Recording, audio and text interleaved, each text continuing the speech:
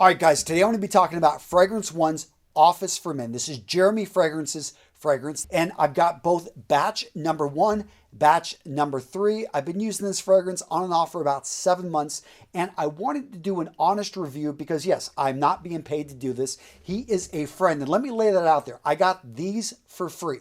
Jeremy is someone I've known for now a couple years. I've been to Germany. I've spent time with him and his family. I've met up with him in New York. He comes speak at my conference in Atlanta, Georgia. I'm a supporter of Jeremy, but at the same time, I'm also I like fragrances. After saying all that, obviously it's difficult for me to do a truly unbiased review, but I'm going to do my best here and give you my honest opinion. Now let's start this off by talking about what to expect from the fragrance. And by the way, I did not notice any difference between the first batch and the third batch, but the first thing I smell is citrus, and that makes sense because the top notes, we've got bergamot, we've got ambroxan, and we've got orris root. Now in the heart notes, we've got pink pepper, we've got patchouli, and we've got musk, although some people were talking they were picking up a bit of amber and jasmine. And rounding it off at the base, we've got a strong woody note with that orris root. So with Office for Men, I've got 5 pros and I've got 3 cons. Let's go ahead and talk about the pros. The first thing that Jeremy did was incredibly smart is he partnered with Alberto Morales. If you're not familiar with this Spaniard, this guy,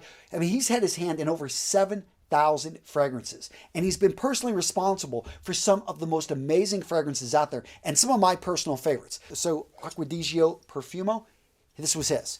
Acquadigio, the original, this was his. Bulgari, I love these fragrances. Bulgari Man, the Orient, the spicy one, the Man in Black, he had his, this is what he developed. 212, if you like this one, Pi, CK1, Tommy, look at the list on this guy. This guy is a legend.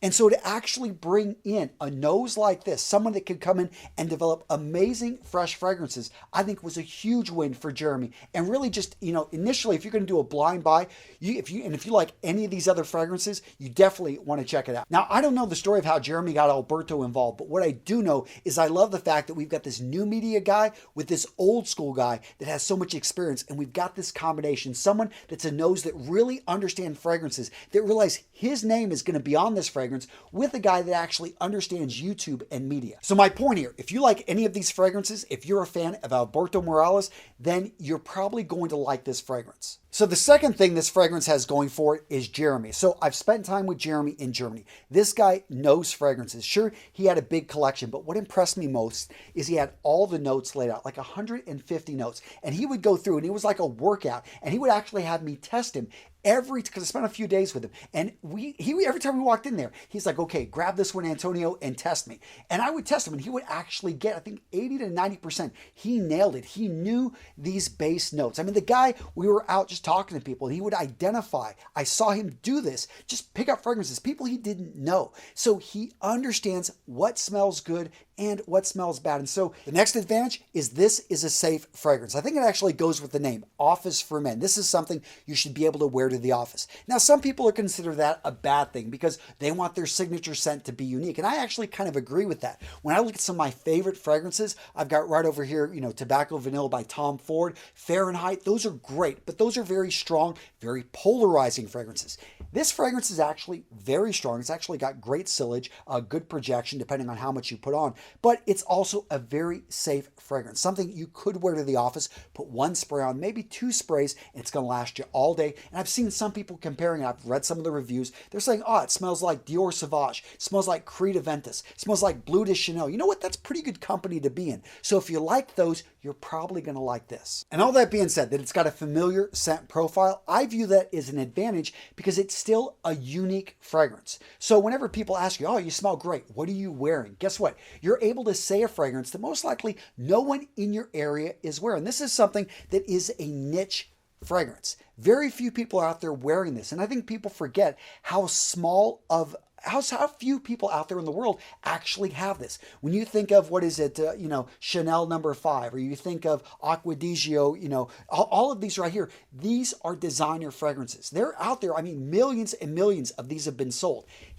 Jeremy hasn't grown this. So this is still a very unique fragrance. You might be the only one in your entire group that would wear anything like this. And the last point, which I think I may have already hit on, it's got a fresh scent, it's long lasting, it's strong, it's got great projection, and it lasts all day. Next up, let's talk about the problems, the issues that Jeremy needs to fix. First up, the packaging. The bottles, they suck. Let's go. I mean, let's look at the other options out there. So those Bulgari bottles, beautiful, amazing. I love just the weight, the shape, everything.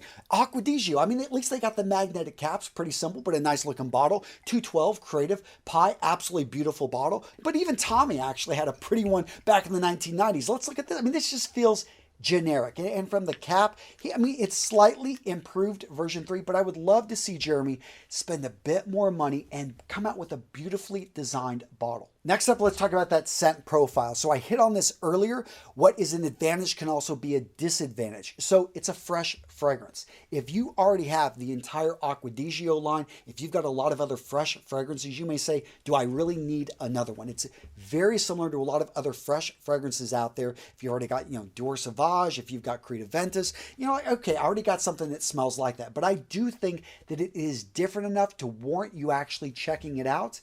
But I get that a lot of people are like, you know what? I want something incredibly unique, something very different. And now let's address the elephant in the room, price. A lot of people believe he is overcharging for this fragrance, that his price is way too high. It's not worth it. You can get a better deal with a lot of these other fragrances out there. And I see both sides. I've talked to Jeremy about this. He's like, you know what? Those are designer fragrances. This is a niche perfume. And there's a lot of perfumes out there that are a lot more expensive. My perfume is a work of art and I'm proud of it. I'm going to price it appropriately. On the other hand, I see, yeah, if you want to get a really cheap fragrance, you can find those out there. Guys, I look at it this way. Okay, so on an average 100 ml bottle, I'm going to get about 1,400 sprays. Let's say 1,000 to actually maybe it sprays a lot with the nozzle. The point is, this can last you over 2 years. If you were just to use 1 or 2 sprays, if maybe you spray a lot, let's go 5 or 6 sprays, maybe a full year. But the point is, we're talking pennies that you're spending, less than $1, like 50 cents to smell good every single day. And what's it worth to you? What do you want to spend to actually smell good? So what's my final call? What's my opinion? What is my judgment on Office for Men? Well, I'm going to give it a 9 out of 10. I know. Very biased. I've been a Patreon early on. I love Jeremy's story. And I've got it over here with my signature scents.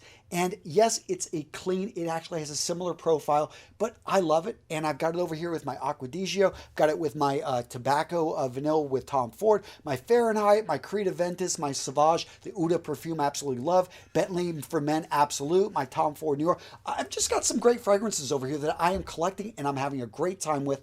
And this one, because of the story, and that's the thing, is fragrances, I think, are about emotion and being connected. So if you like Jeremy's story, if you like the idea of a self-made man, someone that went onto YouTube and wasn't afraid to go out there and grab real estate, and really I think is an innovator, an entrepreneur, then you want to check out Office for Men. So that's my opinion. I'm sticking to it. And if you want to check out for yourself Office for Men, you want to learn more about what Jeremy's doing, use the link down in the description. I'll try to make sure that that link actually goes to the best deal out there. Occasionally he does certain things and I'll try to take care of you guys. So use that link. And if you want to check out something else, maybe sunglasses, check out this review of Enemy sunglasses. Now, I went out there and I bought Aaron's sunglasses and I review all 6 of his shades and I give you my opinion of these shades when compared to Maui Jim's. So go check out this video right here.